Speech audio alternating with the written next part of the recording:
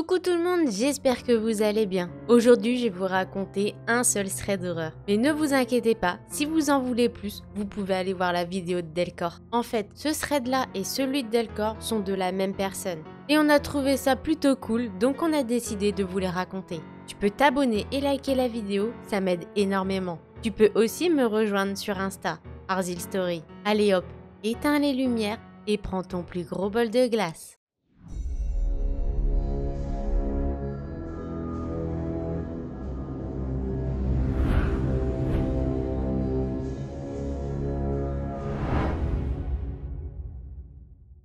Il y a 2 ans, avec ma meilleure amie, nous avons vécu quelque chose d'horrible. Je m'appelle Anne. À l'époque des faits, j'avais 26 ans. Et je suis tout à fait normale. Et je ne pensais pas du tout qu'un truc comme ça m'arriverait un jour. Je suis prof et j'ai rencontré il y a 2 ans au travail une collègue, Florence, avec laquelle le courant est tout de suite passé. Et nous nous voyons souvent en dehors des cours. Et comme ce sont actuellement les grandes vacances, elle m'a invité à venir passer quelques jours dans la maison de ses parents, qui sont en voyage dans le sud.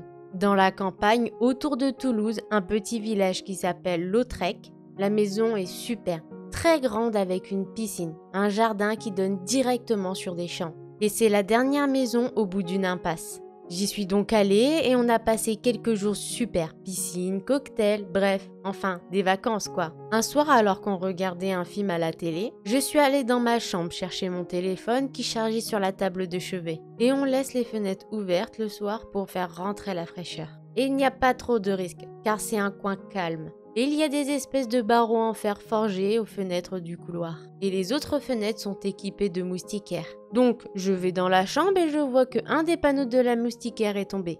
Je ne m'en formalise pas non plus et je retourne voir le film. À la fin du film, on va se coucher avec ma copine. On a chacune notre chambre séparée par une salle de bain. Et elle me dit qu'elle va refixer la moustiquaire. Que ça arrive souvent. Sauf que la moustiquaire est bel et bien toujours fixée à la fenêtre. Sur le moment, je me dis que j'ai du mal voir et je vais me coucher. La nuit passe normalement, mais j'entends plusieurs fois des bruits dans le couloir. On dort porte et fenêtre ouvertes pour faire des courants d'air car il fait chaud. Et sur le moment, j'ai pensé que c'était Florence qui allait à la salle de bain. Ou son chat qui a l'habitude de faire un peu le fou la nuit. Un moment, j'entends du bruit dans ma chambre et j'ai peur que Poupée, le chat de Florence, se soit enfermé dans le placard. Alors je me lève un peu embuée et je vais ouvrir le placard. Poupée n'était pas là, mais au moins, elle ne peut plus s'y enfermer. Le matin, je me réveille et Poupée dormait à côté de moi sur le dos.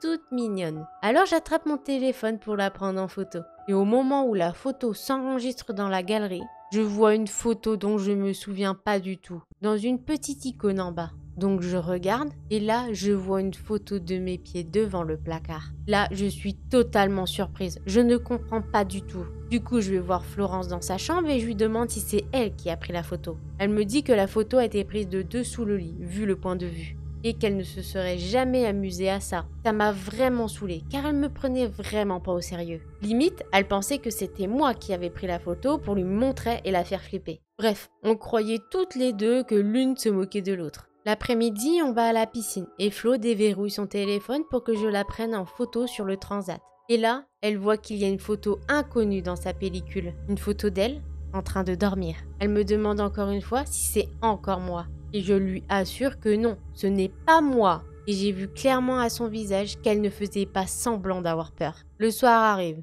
Et on commence un peu à se dire que pour éviter tout problème, on allait fermer toutes les fenêtres à moustiquaires. Et qu'on allait laisser entr'ouvertes seulement celles avec les barreaux où c'est sûr que personne ne peut passer. Et je peux vous assurer, dans une grande maison, au milieu des champs, on peut vite se faire peur. Surtout avec les photos qu'on venait de trouver. Les fenêtres et les volets sont fermés. Et on s'installe devant un film comme à notre habitude avant d'aller nous coucher. On laisse le bas du volet électrique roulant légèrement ouvert pour que Poupée puisse rentrer. Et la vitre est à peine entrouverte. Et après le film, on va se coucher. On n'est pas trop angoissé parce qu'on a quand même tout fermé. Et on a vérifié 2 fois la porte d'entrée et le Velux. En plein milieu de la nuit, j'entends de nouveau des bruits. Mais plus dans le couloir cette fois-ci. C'est sous mon lit.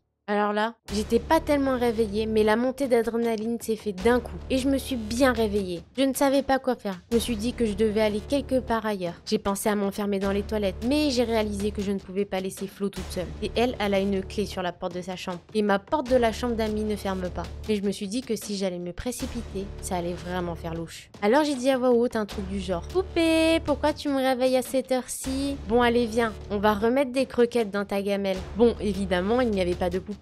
Mais je me suis levée le plus calmement du monde, alors que mon cœur battait à 3000 à l'heure. Et je suis sûre qu'il y a quelqu'un sous mon lit. Et je me dirige vers la chambre de Florence. J'entre et j'essaye de fermer à clé, mais la clé n'est pas sur la porte. Je réveille Flo en lui disant vite de me donner la clé de sa porte. Elle est dans le gaz, donc elle me dit que la clé de la porte d'entrée est dans le vide-poche. Mais je lui hurle dessus: la clé de ta porte de ta chambre! Elle se réveille pour de bon et me dit qu'elle est quelque part sur le bureau. Et à ce moment-là, on entend bouger dans ma chambre, mais genre bouger vraiment, des bruits de pas. On est pétrifiés. Je me dirige vers le bureau et Flo essaye d'allumer dans la panique. Mais elle est comme moi, elle n'arrive à rien. On est super maladroite. Elle allume enfin et je trouve la clé. On entend que les pas se rapprochent et je cours vers la porte. Je la ferme à clé et pile à ce moment-là, on voit la poignée de la porte se baisser et essayer de pousser la porte. On se regarde toutes les deux et on n'arrive pas à parler tellement on est horrifiés. Et quand l'intrus essaye d'ouvrir la porte, on a peur qu'il essaye de la défoncer. Je demande à Flo de prendre son téléphone et d'appeler le 17, car mon téléphone est toujours en train de charger dans ma chambre. Elle essaye d'attraper le sien sur sa table, mais il n'y a que le chargeur qui est resté branché et plus de téléphone. Et là, on entend un rire glaçant derrière la porte. L'homme avait dû entendre toute la conversation. Je me suis dit alors qu'il n'était pas censé savoir qu'on était prof. Et je dis: Flo, ton téléphone pro était pas resté dans ton sac à dos? Évidemment, elle n'a aucun téléphone pro. Mais elle comprend immédiatement ce que j'essaye de faire. Et elle me répond: mais oui, j'y pensais plus, je vais le chercher tout de suite. Elle ouvre le placard et fait du bruit comme si elle cherchait dans ses affaires. Et là, on imite aussitôt une conversation avec la police. Puis, plus de bruit dans le couloir, mais on entend une voiture démarrer en trombe au bout de l'impasse. On est resté comme ça pendant une bonne heure. Et après, on est sorti de la chambre. On a attrapé sur le mur du couloir un sabre d'ornementation. Et comme on ne trouvait pas nos téléphones, on a couru jusqu'à la voiture avec le sabre, qui d'ailleurs ne nous servait à rien puisque c'était un objet de décoration. Et on a roulé jusqu'à la gendarmerie. Enfin, on a essayé, car on s'est vite rendu compte que les pneus étaient lacérés. On est ressorti et on a couru jusque chez le voisin. Rémi, le plus proche de mon ami, connaissait bien et qui nous a ouvert. Heureusement, quel soulagement, c'était indescriptible. On avait enfin le sentiment d'être en sécurité. Plus tard, la police est arrivée. Ils nous ont fait signer des constatations, mais l'enquête n'a jamais donné suite.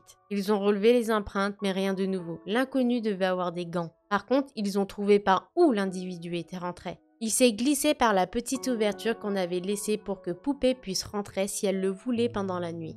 Il avait mis un bout de bois pour tenir le volet un peu plus haut et s'y glisser. Le lendemain, on a pris quelques photos avec le téléphone du voisin. Et on a retrouvé nos téléphones dans la piscine. L'homme avait dû les y mettre pendant qu'on dormait pour ne pas qu'on puisse les utiliser. On est toujours un peu traumatisé par cette histoire et on vérifie que Poupée est bien dans la maison le soir avant de tout fermer. Alors il y a certains d'entre vous qui ont peut-être déjà entendu cette histoire, mais je voulais la partager avec vous d'un point de vue différent. En tout cas, j'espère qu'elle t'aura plu et n'oublie pas, si tu en veux encore plus, tu peux aller regarder l'autre histoire chez Delcor. Mais avant de partir, n'oublie pas de t'abonner et de liker la vidéo. Nous, on se retrouve bientôt pour une nouvelle vidéo. Plein de bisous!